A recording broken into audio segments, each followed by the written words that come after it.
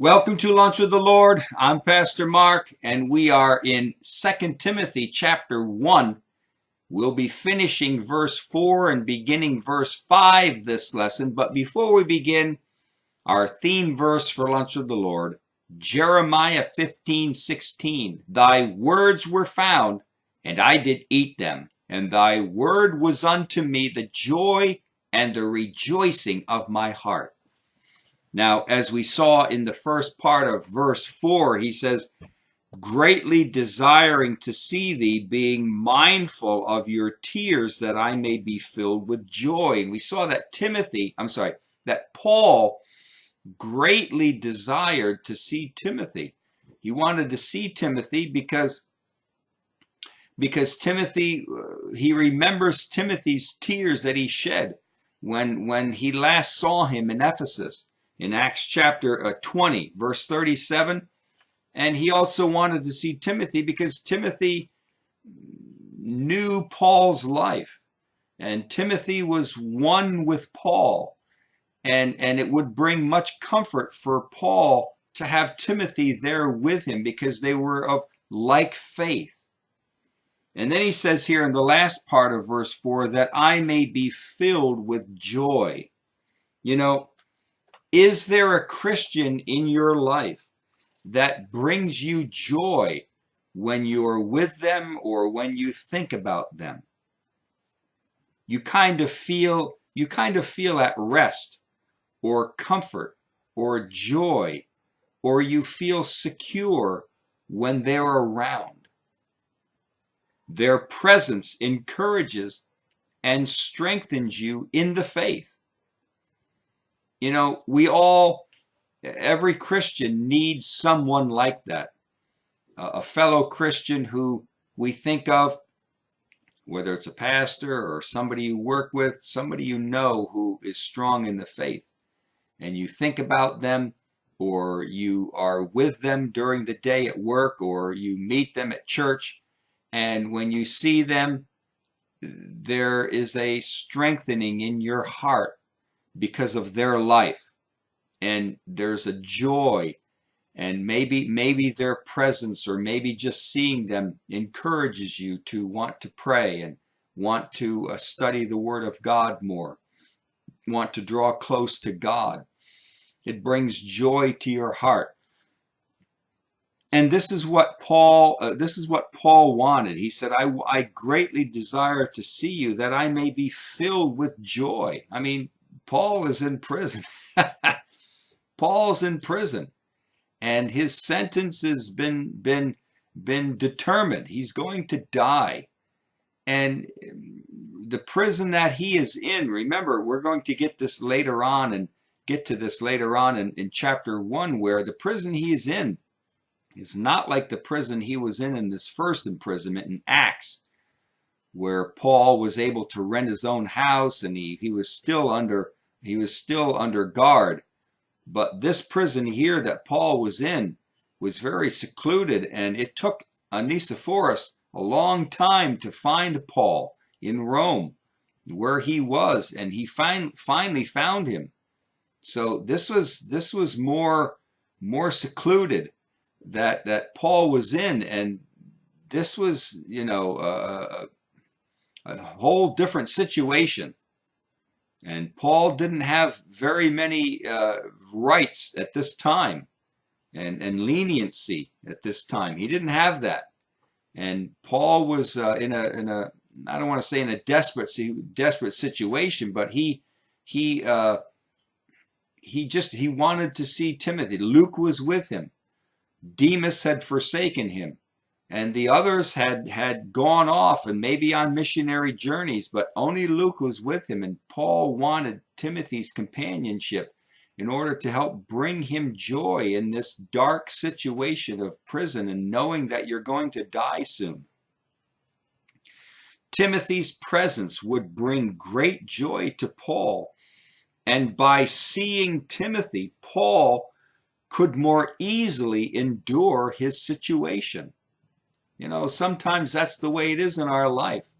Sometimes, like with parents, as teenagers, grow up and they have to go out into this world and face this world, it can be kind of a scary thing for them. Maybe maybe a little biting off more than they could chew for teenagers or young adults to grow up, and they need their parents to help them along the way to get acclimated to living in this world on their own. And as parents can make their children's life in this world a more easier thing to take, so also Timothy's presence to Paul would help Paul to be able to endure this suffering, to endure this time in prison. And so also with us in our life, on our Christian life, the persecution, the rejection, the mocking that we may experience, we can handle it better when we have a Christian, when we have other Christians that are suffering alongside with us. And when we have people at church or people at Bible study that we know who also are going through times of suffering and persecution, and they can identify with us and we can identify with them. And it helps us to go through these times when we know there are people with us. So now in verse 5, when I call to remembrance the unfeigned faith that is in thee, which dwelt first in your grandmother Lois and your mother Eunice, and I am persuaded that is in thee also. In the previous verse, verse 4, Paul thanks God that it is God who is reminding Paul to pray for Timothy night and day. And Paul greatly wants to see Timothy so that he can be refreshed and filled with joy.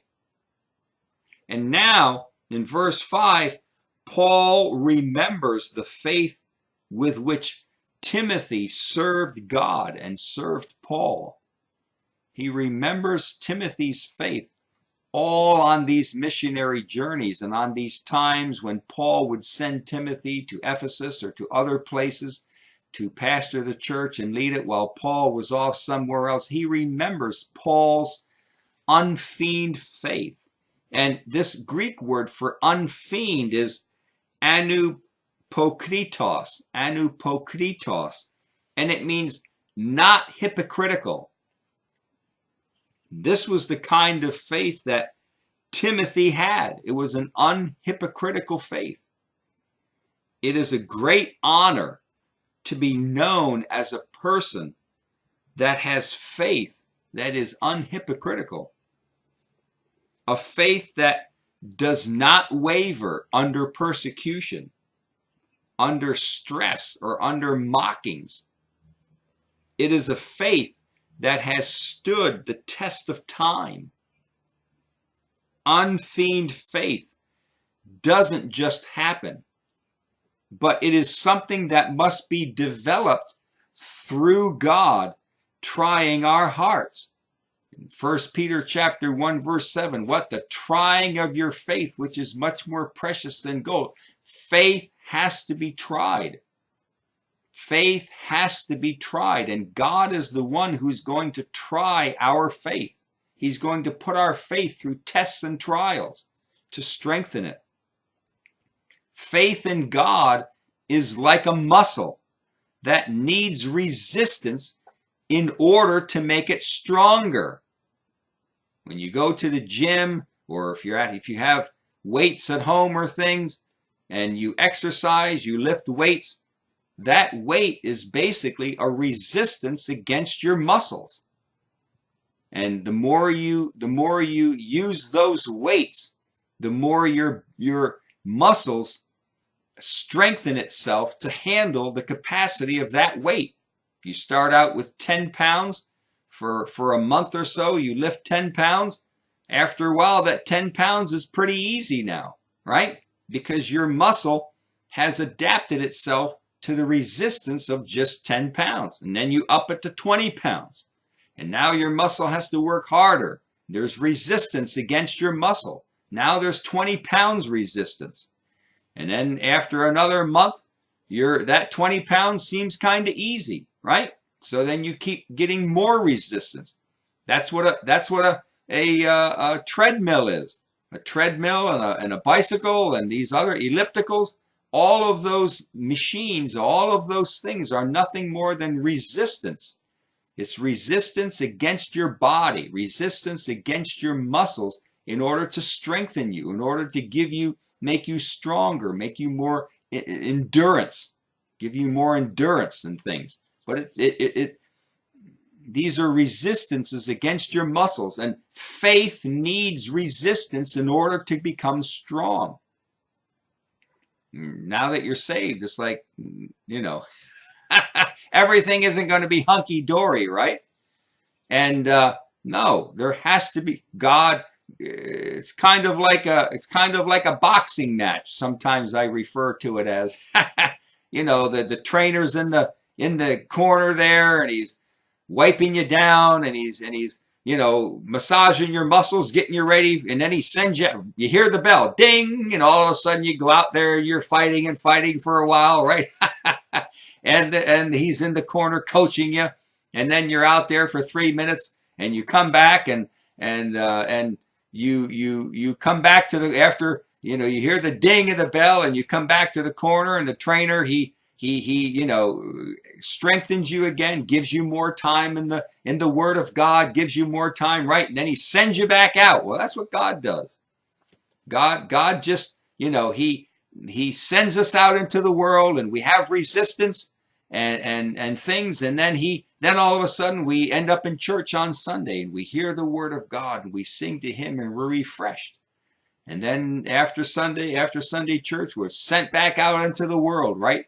And we are to use the things that we hear in the Word of God, and to strengthen us, to encourage us, and as we do, our faith grows, our faith gets stronger. But faith has to have resistance in order to become strong, right? Unfeigned faith just doesn't happen. It has to be developed in our hearts. Your faith must meet with resistance, otherwise it's going to become weak. It'll grow weak, just like you see people that are laid up in bed, or people that are laid up in wheelchairs and things. If you don't, it's like the old saying, if you don't use it, you lose it. And if you don't use your leg muscles, you lose them. It's the same way the people in the space station, right? They're up there for months on end, and there's no gravity, so there's no resistance. And they have machines up there, from what I understand, to help them with their resistance, to keep their legs strong. But if you just went up there and spent a year up there, and you come back with no kind of training or help up at that space station to keep your muscles strong, you come back, you got to learn to walk again. All over, you have to learn how to walk, because there's no resistance in outer space. And as this faith was in Timothy, so it needs to be in us also. This unfeigned faith, we need this kind of faith that's strengthened by God, that there's a resistance. But like I said, God doesn't just give unfeigned faith to us. It needs to be worked in our hearts, worked in our life. All right? And we'll stop here, and we'll get into the next part later on. But until then, walk with the Lord. I know He walks with you.